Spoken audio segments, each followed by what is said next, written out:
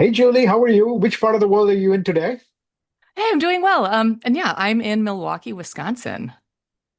Tell us a little bit about your story arc, your career arc. I don't want to know just where you are right now, but the Yeah. story arc, because when we talked last week, you talked a little bit about the different experiences that we have now. Finally, you're in the SaaS tech, HR tech space, but walk us through how you got to where you are.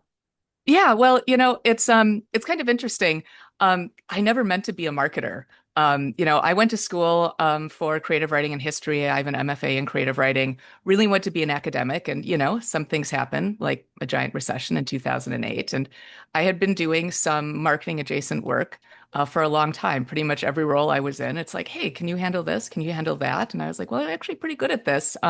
So I guess this whole professor thing isn't going to work out at least at this time. So you know what? Let's do this. So I ended up, I started off freelancing, doing a lot of marketing copy creation, some light strategy, some social media, and got busy. And from there, I started an agency that I ran for about 12 years. We specialized heavily in B2B tech companies, a lot of software and SaaS.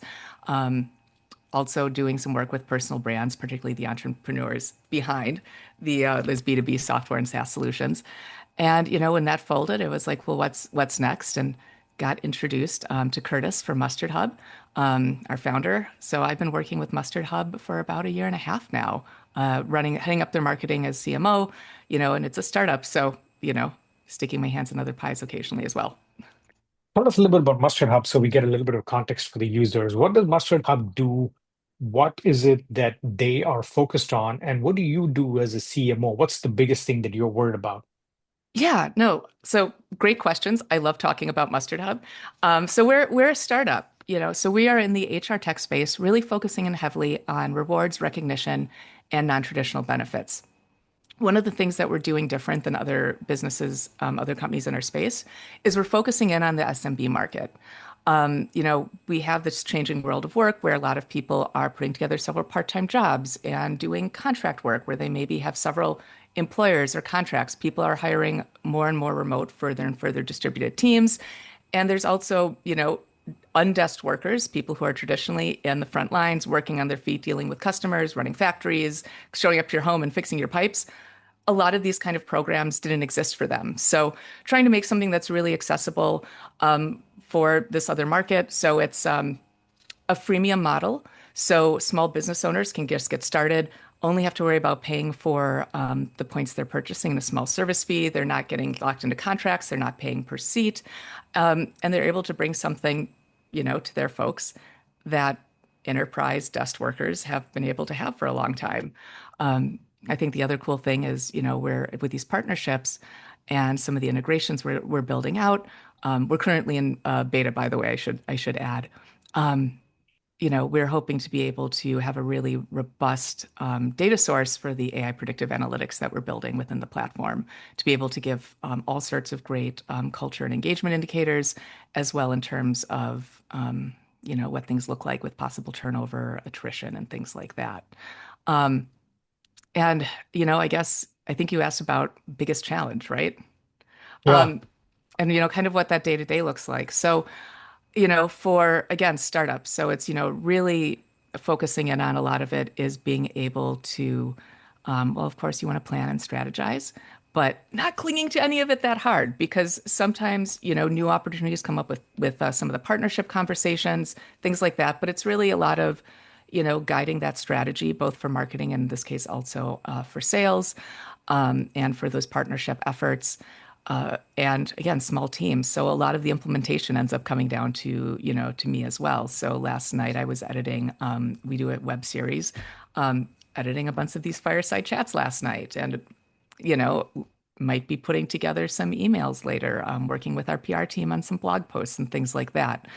So I do have other support, but, it's really kind of having to be that kind of full stack marketer again. And I think for me, the big thing is time working with a startup, there's so much that can be done. There's so much that Yeah. could be done,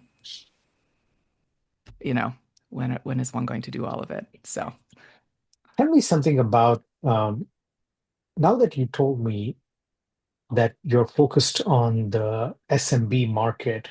mhm. In the SMB market, My sense is a lot of companies struggle to target the SMB market for a whole host of reasons, right? The price point has to be just right for you to be able to Yeah. support that. And then the second biggest problem that I hear from a lot of the companies that I've invested in is churn. In the Yes. SMB space, churn is ridiculous. It's like 20, 30% sometimes. So you're literally clawing back all of January, February, March, what you lost. Yeah. Because after that, you're looking, okay, let me try and see if I can grow from here because you're losing 20% customers, 30% customers. How did that work from a marketing perspective from well, you guys are a startup, just still early stage, but what does your marketing plan look like for an early stage SaaS startup? In terms of our marketing plan, really focusing heavily on building these partnerships.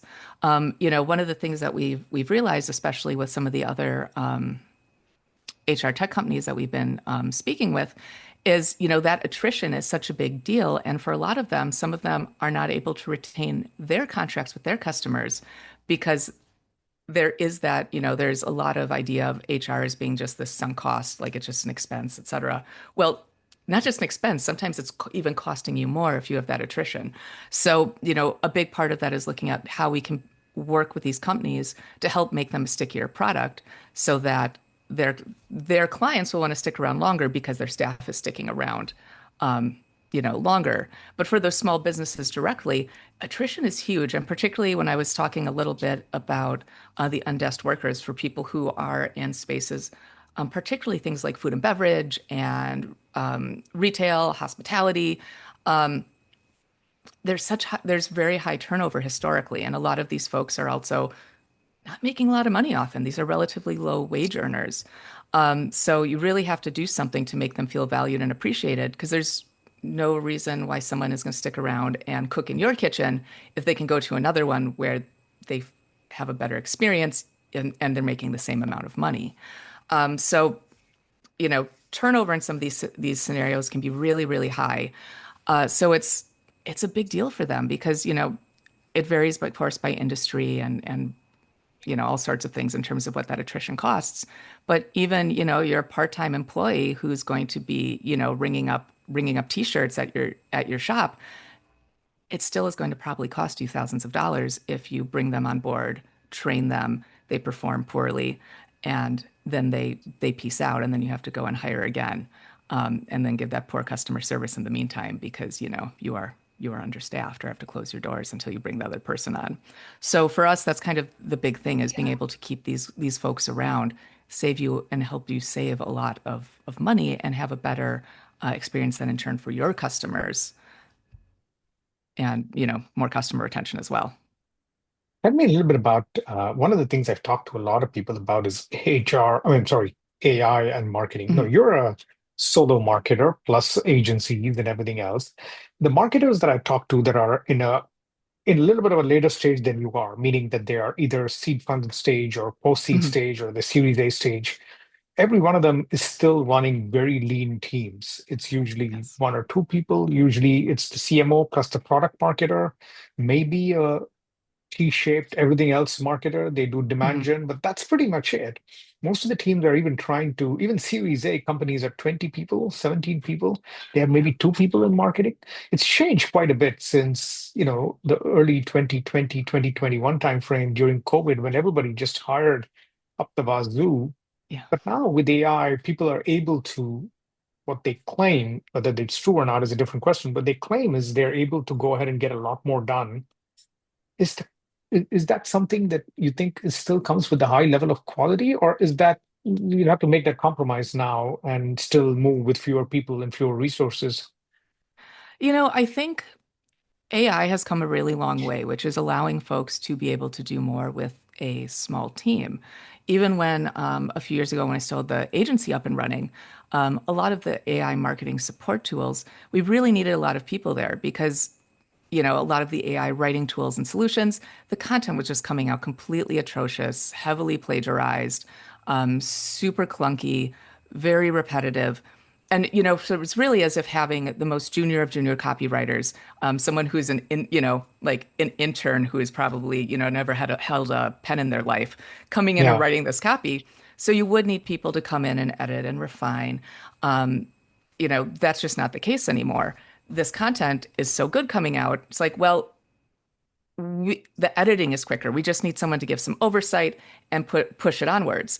Same with some of the implementation of these things. I'm just going to keep using content as an example. Well, the AI image creation has gotten so much better. You still might have an extra thumb or something somewhere, or, it doesn't really understand, that the cat is, has only four legs, something like that. You never know. Yeah. But it's going so much better. So you're not having to rely on having as many graphic artists and illustrators and other people on hand. You also, for that further implementation, well, a lot of the AI now can also then plug in this content you're creating. So it can just jam that blog post in there. It can jam the images in there. Oh, it can also pick out the keywords. It can optimize it. It can schedule it. Oh, and that person who was going to do the social media posts, we already created it with AI. And so, depending on the tool you have, that's already getting scheduled and put out there. So as it keeps going, there are places where you want people to be high touch, but you're able to get away with so many fewer folks and still put out something that is high quality. So, companies like ours, it's like, okay, well, we can get away with that. Yeah, there's still a lot of stuff that needs to be hands-on, but so much of what we're doing is able to really be accelerated. And I'm able to kind of do the work of multiple people with just, my ChatGPT instance, which is named Quinn, by the way. She named herself. Um, you know, That's so pretty so cool. we're yeah, so we're able to do so much more. And I think that follows through with a lot of organizations where it's like they just don't need as many folks. They need people who are skilled and competent and who's able to act in a more senior managerial capacity as opposed to, kind of the fleet of relatively entry level folks toiling away in the background. Yeah, I can see that a lot of the companies that I talk to as well, the entry level folks, um, what you used to get them to do for you as a senior person can probably be done, not probably, definitely being done much better with chat or with other tools. I mean, there are the whole host of tools, right? That begs me to a question. I was just going to ask you that before I go down this path. You mentioned Chat GPT. Hmm.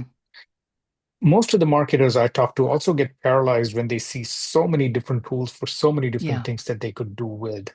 But at the end of the day, everybody seems to be boiling it down to these two to three to five kind of solutions that seem to work consistently, and they're happy not buying everything after that.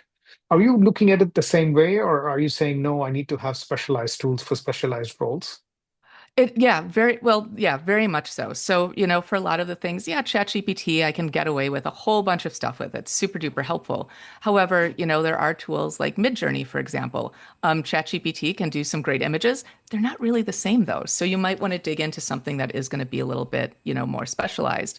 There's also all sorts of platforms that have either leveraged proprietary AI technology or pulled in things like ChatGPT and using the architecture from OpenAI to power whole other things. So if I'm using HubSpot, they have a whole host of tools now that allow tap into the same technology without me having to sit there and be like, all right, Quinn, let's reinvent the wheel here and figure out if you can do this. So a lot of the agentic AI is able to do so much for you, and is with that specialized work, you get a higher level of quality without much more expense. So Yeah. I'm pretty keen on it. Tell me a little bit about some of the things that you are seeing in terms of you using AI. How has that changed over the last, I would say, since, 2022, November was when ChatGPT came out. Now it's, you could say almost 3 years ago. How has it changed for you in the last 3 years? What are you using it more for versus less? Yeah. I mean, when it first came out, I don't want to say it felt, it was very much in its infancy. And I'm not going to say it felt like it wasn't like a passing fad, but it almost felt like a novelty because a lot of the stuff that was coming out, as I said before, like just not that great. The quality just wasn't there. So it's like, okay, well, we'll kind of play around with it. This might be good for some content ideation. This may be good for first drafts. This may be good to help out with some research or validate a concept. So it was really kind of more like, hey, like your buddy who's gonna, give you a hand right quick. The person in the next cubicle who's gonna do you a solid. However, you know, as it's, got along, it's become really embedded in terms of so much of the work I do. I'm not going to say that I would be lost without it or something like that, but it would be a huge adjustment. And right now it's from being this novelty that maybe I'm just checking in for stuff. It is helping me either write, edit, source materials for, really kind of taking the lead on, a lot of types of content creation, everything from working on these sales emails that we're doing, all the way to working on much longer form content. The descriptions and titles for the fireside chat series we're doing, helping me put together refined marketing strategies, competitive research. Like, really, it's kind of like not just like, hey, buddy, it's like, no, this is this really in-depth personal assistant who is being able to go kind of above and beyond. So it went from being, yeah, throwaway, kind of like, oh, that's kind of helpful, I guess, to like, oh dear gosh, I need this. I need this all the time. Yeah. I think the interesting part that I also see is that as it seems to evolve, it's also rapidly changing. That something that worked for me, that's the frustrating part of the using the AI in some senses. So I use about 36 different tools. I've automated Mhm. so many parts of what I do. Mhm. But the biggest challenge is they're all brittle Yeah. because 4.5 came, ChatGPT or version model 4.5. I mean, just broke a bunch of things. And I Yeah. hated it. And I have to go and redo all of those 4 or 5 automations that I had, more than that, 5 or 6 automations. I had to completely go redo them.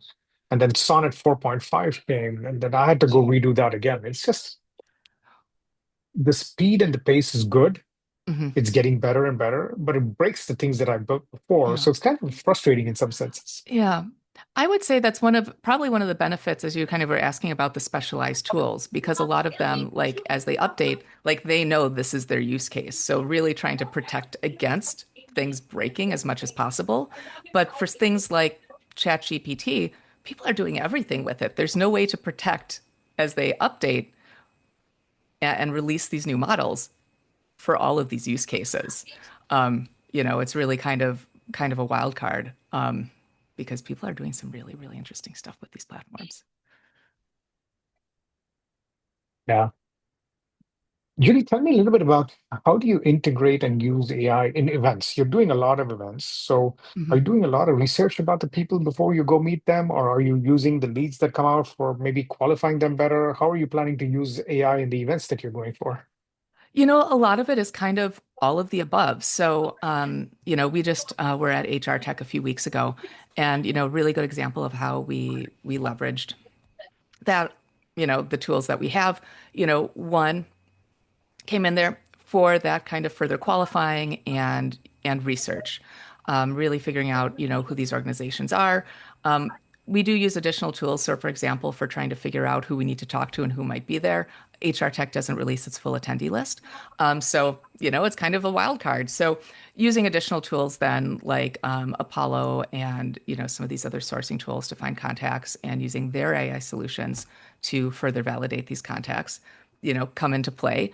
Then leveraging tools like ChatGPT and then also the AI writing tools within HubSpot to, kind of create some of the outreach sequences to start booking these appointments and meetings, validating some of the things with cadence and goals and objectives with ChatGPT, including, gosh, used AI to make the plan for what are appropriate goals for this particular event in terms of the partnership conversations, to set realistic and reasonable expectations for what Curtis and I were going to do when we get there. Then, in terms of, kind of planning this follow up and best practices, like it's validating some of these thoughts I have and ideas to make sure I'm not going off half cocked as I'm coming out of these events. So that's how we've been using it so far. Kind of the companion with the whole process. But some of it also, even in terms of collateral that we're making for the events, AI coming in handy for handouts, AI helping us using dedicated tools, things like Arcade to help us make demos. So everywhere, AI is everywhere. in in what we do for these events other than showing up. It did help me Yeah. plan travel also, by the way. So I guess Yeah. it Oh, had a that's big always a part good in me. thing. It had a big part in me showing up as well. So Awesome. No, Julie, this was terrific. I'm glad we got a chance to be able to connect. Um, it's really good to connect with you as well. And I'm sure we'll catch up sometime soon. But the parting thought I wanted to get from you, maybe just as a piece of advice, there are a lot of younger people. We just talked about a little bit about the new younger folks coming into mhm. the job that kind of struggle to get their first break.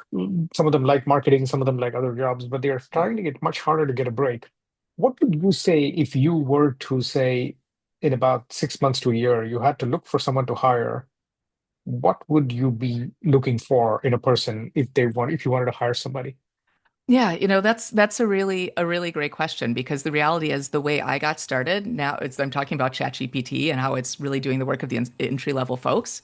I would not be in marketing. I would not have been able to have got those writing gigs because they didn't need a me. They had ChatGPT. So, when it's coming to hiring, it's really going to be folks coming into marketing having hands-on practical experience is going to be really, really big. And that's been the case for a while, beyond just what you're learning in school and maybe your project.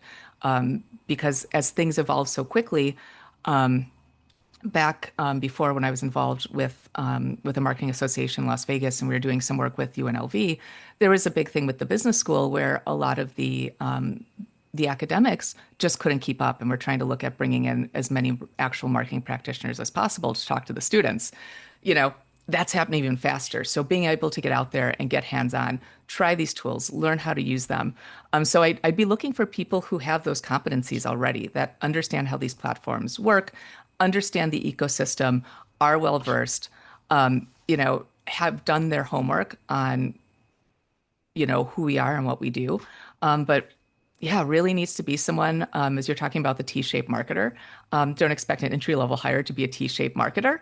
But like maybe a little bit, like kind of more like, like a little sprout or something like that. Yeah, I think it would be very hard for someone to know and understand the tools and have experience. Instead, my suggestion to them has been so far, Jody, to do a bunch of side projects. That's Just it. keep Yeah. market yourself. Build something small. Most of it is cheap to build or very inexpensive to build or just free to Yeah. build. Go build something, try to market it, see what you learn from it. Even with that experience, you speak to a lot more than 90% of people would have done when they go into an interview. Yeah. And even, excuse me, some of in terms of experience, even what young people are doing, like the youth, what the young people are, and I guess all people, maybe I should start a TikTok, but there's so many people creating content on their own, which is developing a lot of marketing skills because they're using editing tools, they're using social media. Excuse me.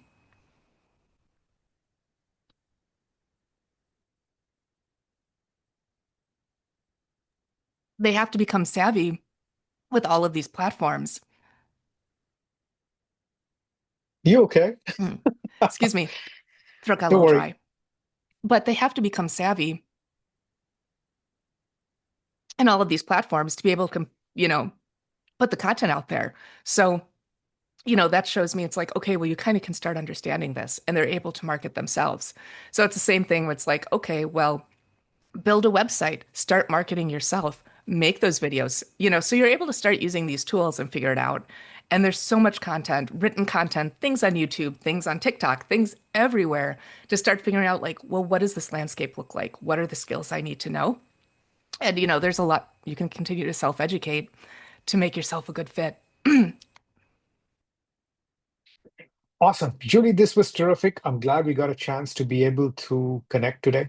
Um, I'm really excited about hoping to maybe connect with you a little bit more when you see what happens with the Mustard Hub going further and farther along. But thank you very much for taking the time. As soon as it gets posted, I'll let you know and we'll keep going from there. Brilliant. Thank you so much for having me.